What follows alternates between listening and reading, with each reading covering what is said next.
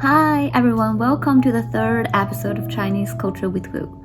I'm sorry I kind of upload my videos unpredictably, but in this episode I kind of want to explain a phenomena that perhaps all of you have noticed, which is why are there so many Chinese international students abroad, no matter whether it is in the United States, in Europe, in Australia, or in Japan.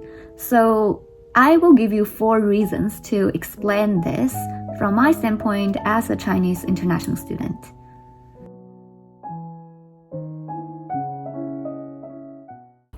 Okay, so the first reason is China has a large population and it has a lot of people. So in the most recent census in 2021, China has 1.4 billion people. But this population boom actually didn't start until 1949 under Mao Zedong's policy, because at that time he was under the belief that a large population would be really good for a country's economic growth and overall national power in general. So he encouraged families to give birth to as many children as they can. So it was not uncommon that some women would give birth to 8, 9, or 10 children.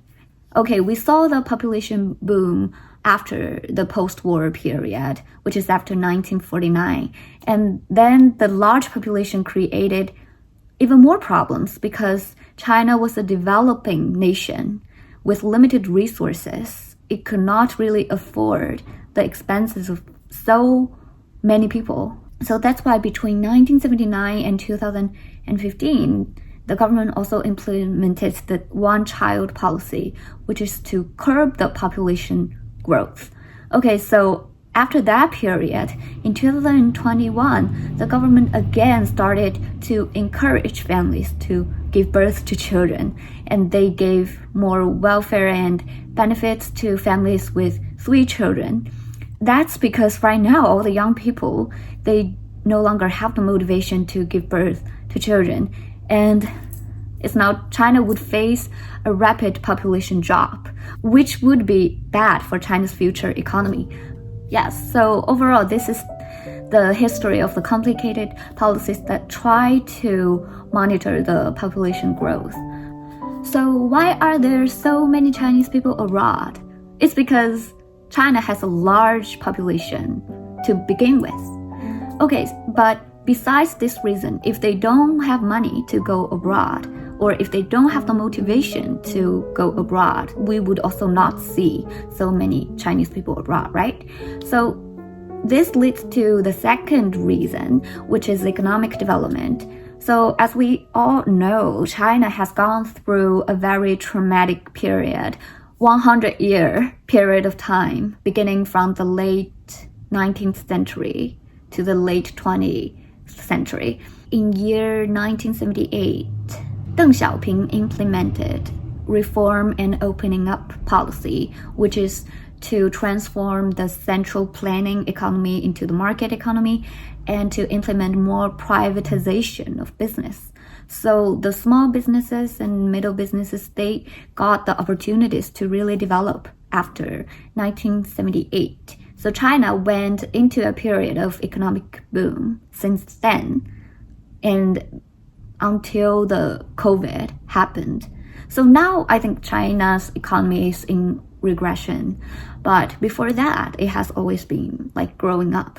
So in this process of economic development, it created a class of middle class or middle upper class people who have gained a lot of wealth. And these middle class or upper middle class people, they would have the money to send their children abroad. This leads to the third reason for why they would want to send their children abroad.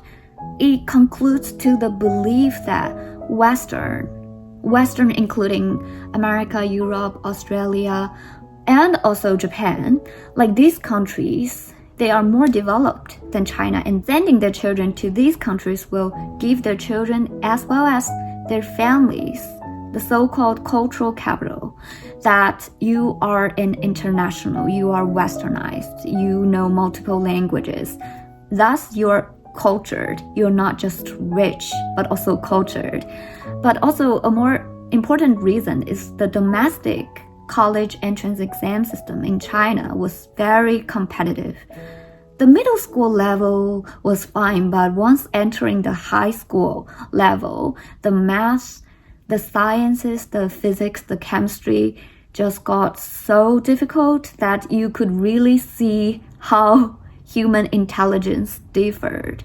I was always interested in physics and wanted to major in sciences, but I went to a high school in China that gathered the smartest students in the province, and I just came to realize I just have mediocre intelligence compared to those really smart people. So that's why I went to study like not science related stuff. But overall, the domestic college entrance exam was really competitive. So if the rich people, they have the money to send their children abroad to save face, to make them cultured, but also they can avoid failing the domestic entrance exam. So sending their children abroad is really a good way to achieve both goals. And now it comes to the fourth reason, which is for those students and young adults who gained their college education or postgraduate education abroad. They would have more options in terms of career and residency. So after they graduate from an foreign university, they can choose, okay, do I want to stay here in the United States or do I want to go back to China? Whereas if you just do your college education in China, you only have the option of staying in China, right? So these children abroad, they can have more options. It has been the case that Chinese students who have gained their education abroad were more highly regarded because people think the cultured, the rich, they're more international, they're globalized citizens. But right now the situation is changing because China's economy is not doing so well, and even the domestic students have difficulty finding jobs. So those companies, they do not necessarily want to hire students who did their education abroad because they would think there are so many of you, you are not so worthy anymore. I would rather just pick students graduating from top Chinese universities because the intelligence of these students who graduate from Tsinghua or Beijing University, their intelligence is guaranteed. But if you came from a university abroad, I cannot tell whether you're smart, you are very capable, or you just come from a well-off family. Right? So right now, the international students kind of face a dilemma that they are not so advantaged abroad because they are not born there. They don't have a family network. But they also cannot have an advantage in China because they do not have the alumni resources or they have spent so many years abroad.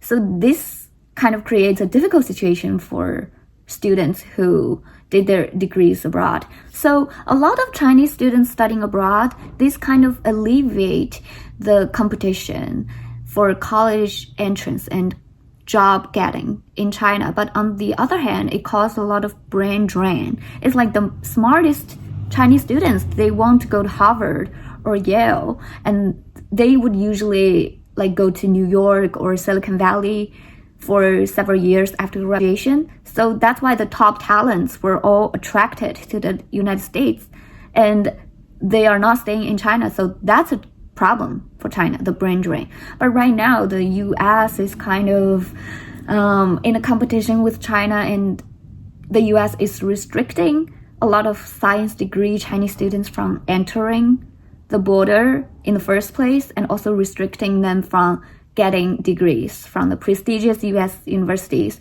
So, okay, it's really unfortunate for those students who want to pursue more knowledge, but also maybe it helps that those talents will now just stay in China because they don't have anywhere else to go. So this is my brief explanation for why there are so many Chinese international students abroad, especially in the more developed nations.